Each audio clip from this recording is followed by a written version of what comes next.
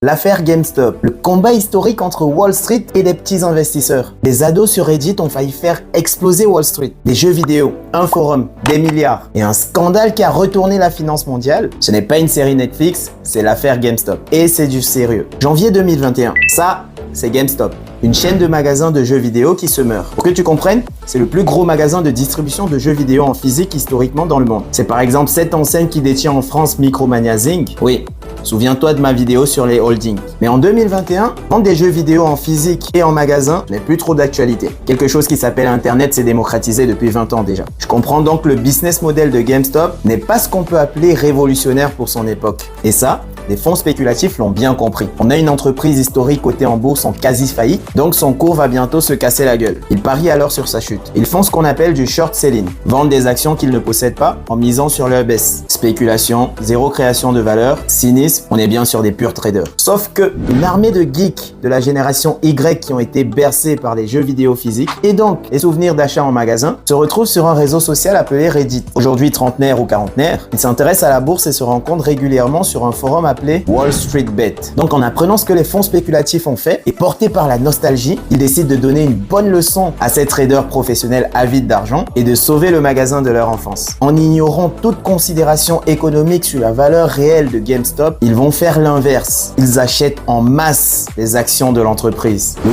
cours explose. Mais pourquoi ils font ça? Parce que lorsque les professionnels ont vendu à découvert, si le prix monte, ils sont obligés de racheter vite pour éviter des pertes illimitées. C'est le short squeeze. Résultat, GameStop passe de 4,61$ l'action au 1er janvier 2021 à 81,25$ au 29 janvier. Plus de 559 millions de volume d'actions ce jour-là. Les petits investisseurs en caleçon dans leur chambre deviennent millionnaires. Et les hedge funds, ils perdent des milliards. Mais parmi nos héros, certains constatant qu'ils possèdent déjà plus d'argent qu'ils ne verront jamais de toute leur vie, finissent par craquer et vendre les actions. On dit souvent pas vendu, pas perdu, mais pas vendu, pas gagné non plus. Problème, en vendant, ils vont dans le sens des hedge funds et refont tomber l'action à 10$ au 19 février. Attends, pour que tu comprennes, imagine que tu avais 10 000$ au 31 décembre 2020. Quand tu as acheté du GameStop, et 10 000$ sont passés à 176 250$ en 29 jours. Mais si toi tu n'avais pas vendu, il repassait à 21 692$ 19 jours plus tard. Certes, tu étais toujours positif par rapport à ta mise de départ, et ça ne fait jamais plaisir de voir son argent divisé par 10 en 3 semaines. Et là, je ne te parle même pas de ceux qui ont misé sur GameStop à travers des produits dérivés et qui ont vu le cours monter jusqu'à 480$ l'action. Mais,